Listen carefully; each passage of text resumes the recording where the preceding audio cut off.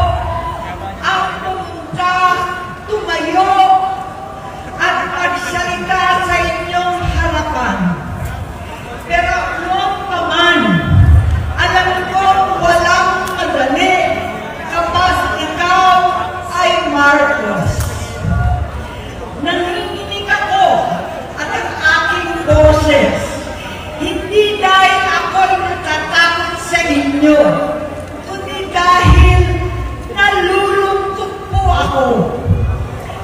Ipagpaumanhin ninyo sa gitna ng pagsasalita ko, ako'y hihinto, hihinga dahil sa bigat ng aking kalooban. Pero hindi yan ang dapat kong ihingi ng paumanhin. Hindi yan ang kasalanan ko sa bayan na dapat ihingi ko ng tawad. Narito po ako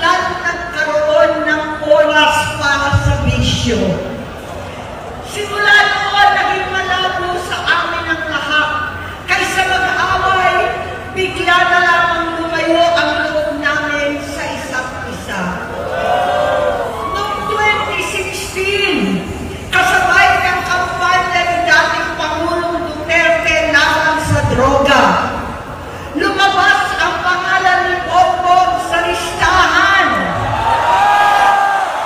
Nakasama siya sa listahan ng mga celebrities, mga artista, Maricel Soriano at iba pa.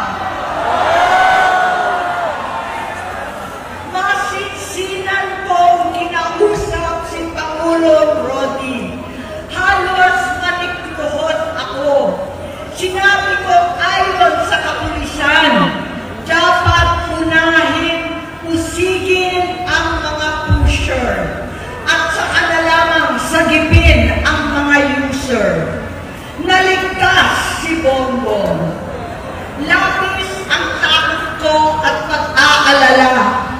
Kinausap ko siya at nagsabi siyang talagang siya ay nagbabago na. Muli at lagi, hindi ako nawalan ng pag-asa. Ako'y naniwala ulit. Mula noon na natatanggap ko na lang na balita tungkol sa kapatid ko ay regular na pagpapadoktor. Kaya kumalma naman ako. Inisip ko, totoo, dahil na-opera na ang tuhod niya sa gout. Siguro, totoo na ito. Hanggang nito, nalaman ko na tuloy ang paggamit niya sa mga party na karapalan ng hahain ng droga. Pinagmamalaki pa ng mag-asawang kayang-kaya nila ang microdosing ng cocaine. Hari-hariin daw para 4 na beses sa isang araw. Hindi mabibisto. Ang pagpapadoktor, pinalabas nila ang pag-stem cell. Nagpapalit daw ng dugo, nagpapa-blood transfusion. Kayang-kaya raw. Hindi ko maintindihan ang pinagsasabi. Noong 2021, kahit papano, nagkikita kami at nagkakausap. Sumamba siya sa akin talagang hinintunan niya. Naniwala ako kasi sabi niya gusto niyang tumakbo. Ang sabi ko, tutulong ako sa abot ng aking makakaya. Ipinakilala ko si Bongbong kay Inday. Naging magkatandem sila. Pagkatapos noon ay biglang hindi na niya ako ulit kilala. Kahit si Inday, nagtataka, bigla ko na itsakwera. Kahit ganon, nangampanya pa ako para sa kanya, kahit si Inday na lang ang aking nakakausap. Hindi ko alam bakit ako nakabang sa headquarters nila sa Mandaluyong. Hindi ko alam bakit walang nagre-report sa akin tungkol sa kampanya. Sa totoo lang, masakit mang aminin, nung dinidisqualify na siya, halos papaboran ko na sana dahil may nagsumbong sa akin mula sa kanyang campaign team na gumagamit na naman siya. Nung sinabihan ko, siya at mga taong nasa paligid niya, nagkaisa silang tuluyan akong alisin sa kampanya na ako naman ang bumuo. Sinabi nilang gusto ko na siya ay mag-disqualify para ako ang pumalit. Hindi totoo yun! Iniisip ko ang kalagayan ng aking kapatid at paano siya magsisilbi kung ganyan ang kalagayan niya. Pero pinaparating sa akin na hindi siya lulong at minsan na lamang tuwing nagpa-party. Hindi ko maipaliwanag bakit gusto kong maniwala at hindi mawalan ng pag-asa. Noong nanalo siya, naging pinakamalayo na kami sa isa't isa. Maliban sa opisyal na takbuhan at kapag pumupunta yung nanay namin, hindi ako sumama sa loob ng 3 taon dyan sa Malacanang. Dahil lantara na doon ang inuman, ang paggamit nila ng cocaine at mga bawal na gamot.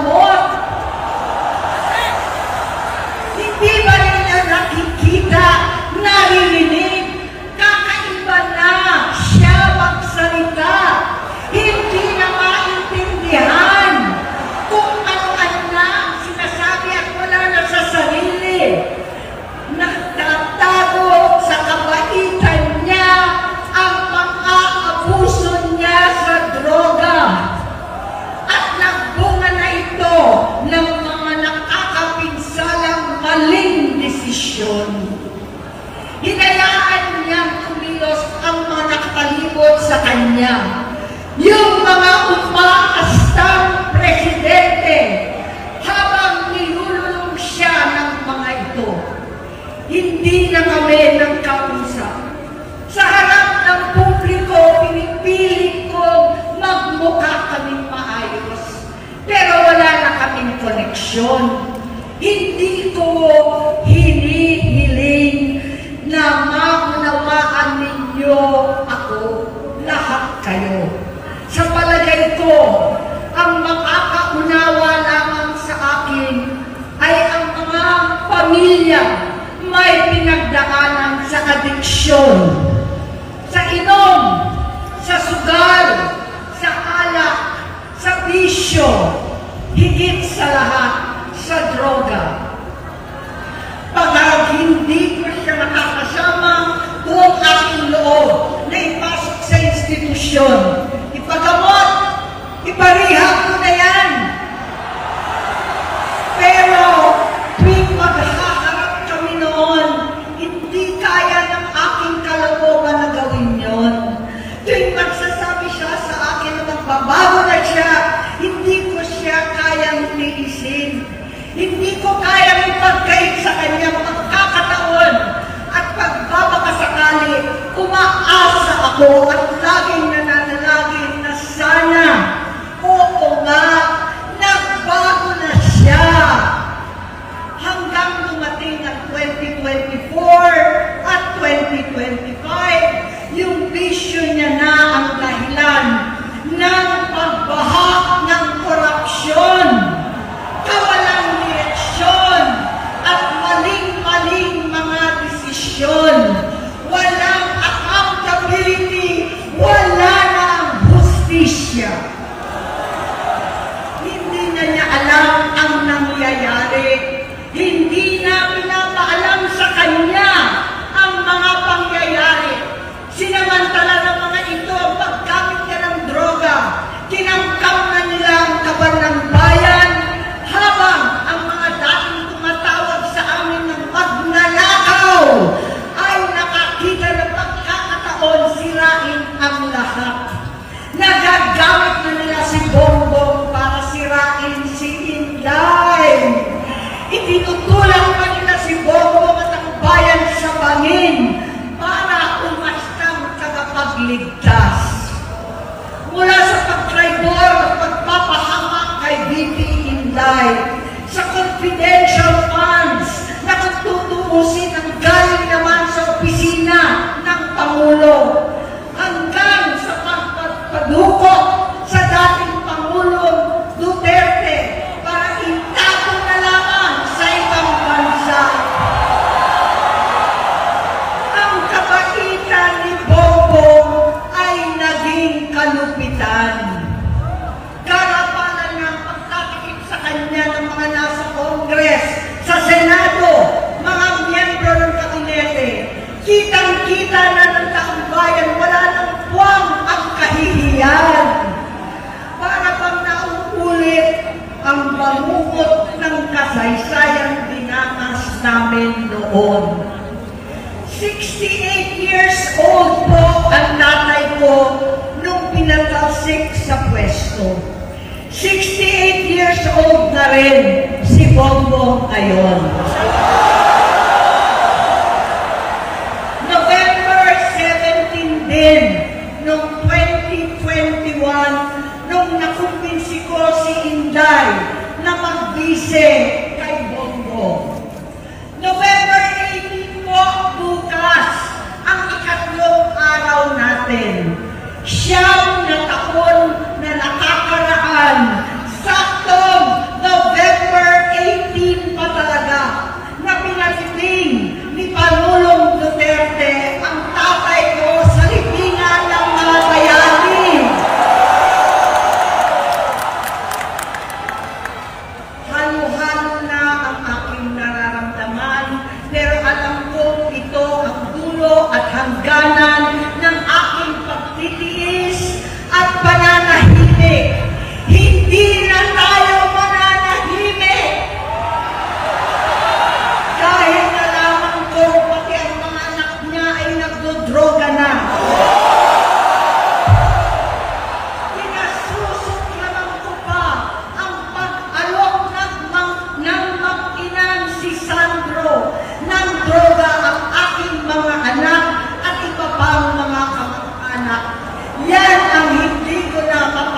lampas.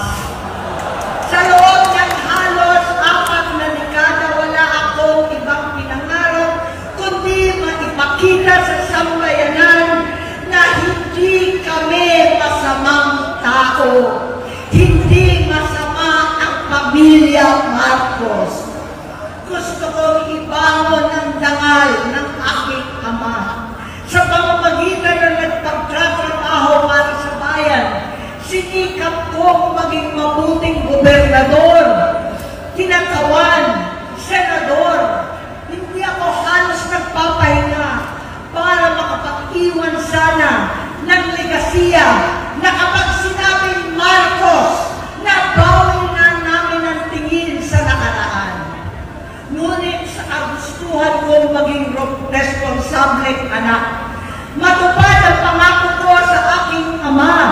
Nabigo akong maging mabuting kapatid. Naging mahina ako kay Bongbong. Sa kapulisan at sundalo, sa lahat ng mga leader at tagapagpatupad ng batas, siya ang Pangulo natin ngayon. Sinabi ko kung anong kalagayan niya ngayon. Tulungan niyo ako mapabuti ang kanyang kalagayan. Tulungan niyo ako matulungan siya. Hindi niya ako kalaban. Ang kalaban niya ay ang sarili niya. At nadadamay ang bansa sa laban na yan. Bilang senador at lingkod bayan, batid ko ang mga problema at gaya ng bayan, alam ko rin ano ang solusyon. Sa pagkakawatak-watak, patuloy na pamumulitika, pagnanasa sa kapangyarihan ng mga talunan naman, kaguluhan sa Mindanao, alanganing giyera sa China at Estados Unidos, kawalang pananagtan sa flood control scam, karapalang kahiman, panggigipit sa hindi kaalyado, pagkakanulo sa kapwa Pilipino, pagdakip sa dating Pangulong matandang may sakit upang ihagis lamang sa bansang dayuhan, pagsadsad ng piso, paglaganap ng gutom, paghihingalot ng ekonomiya, at pagsasawalang bahala sa taong bayan. Ang delubyo at kalamidad na nagdudulot ng parusa, ang korupsyon na nauwi sa kawalan ng tiwala at hustisya sa Pilipinas, sa kanyang pamahalaan, lahat ng yan ay masusolusyonan kung ikaw, aking kapatid, magsaayos ng iyong sariling kalusugan. Kapag humupa ang ingay sa politika, kapag umuwi na kami sa aming pamilya, hindi bilang senador, kundi bilang ate, bilang si Manang Aimee ni Bonget, kaya ito sasabihin sa harap ng taong bayan, sa harap ninyong lahat, at sa harap ni Bongbong. Bonget, magtatatlong taon na tayong hindi nakakausap. 3 taon ko nang sinusubukan muli na ako'y pakinggan. Siguro ngayon ay makakarating ng buo ang gusto kong sabihin. Walang mapapawasan, hindi madadagdagan. Bongbong, nag-aalala sa iyo si Manang. Tuwing nakikita kita sa TV, gusto kitang puntahan. Napakalaki ng pinagbago mo. Itsura, pagsasalita, takbo ng pag-isip. Minsan, napapatanong ako sa sarili ko, ikaw pa ba yan? Si Bongbong ba talaga yung nakikita ko? Pero ako, aling ko, ako pa rin ito. Ako pa rin ang ate mo na tumayong ama't ina sa inyo sa ibang bansa. Ang sumubok na sanglahin lahat ng sakit para sa iyo. Ang kapatid mo na hindi mo kailangan hingan ng tawad dahil agad ka nang iniintindi at tatanggapin dahil mahal kita. Nasa Bagong Tipan, kay Lucas, Kapitulo 17, versikulo 3 hanggang 4. Kung magkasala ang iyong kapatid, sawayin mo siya. At kung siya'y magsisi, patawarin mo siya.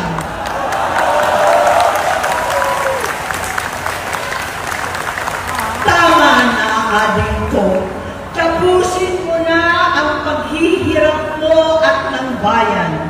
Gaya nung umalis tayo sa palasyo, kaya mo pa rin hawakan ang iyong kamay, huwag kang matakot. Malaki na ang dulot sa iyo ng droga. Sinisisi ko ang sarili ko dahil hindi ako nakinig sa mga sumbong. Hindi ako nakialam. Hindi ako maniwala. Pero hindi pa huli ang lahat. Tama na, ading ko. Magpahinga na tayo. Umuwi na tayo. Magpagamot, magpagaling at nangangako ako. Hindi ako malilingan, hindi ako magkukulang. Lahat ng kasama mo ngayon, hindi natin kasama sa pinakamadilim na bahagi ng buhay natin. Kasama mo sila ngayon dahil nasa taas ka pa. Ako at ang ating mga tunay na kapatid dito sa Luneta ang kasama mo kahit magdilim ulit ang lahat. Talikuran mo ang iniisip at itinupulong lang ang misyon. Unahin na natin ang kalusugan mo dahil sa adiksyon nabigyan mo ng malubhang karamdaman ang buong bansang Pilipino. Matatanda na tayo, sakitan na si Mami, alagaan na lang natin ang isa't isa. Kaliwat kanan man ang panghuhusga sa akin, malinaw sa aking puso na dapat mauna ang Diyos, ang bayan, pamilya at sarili.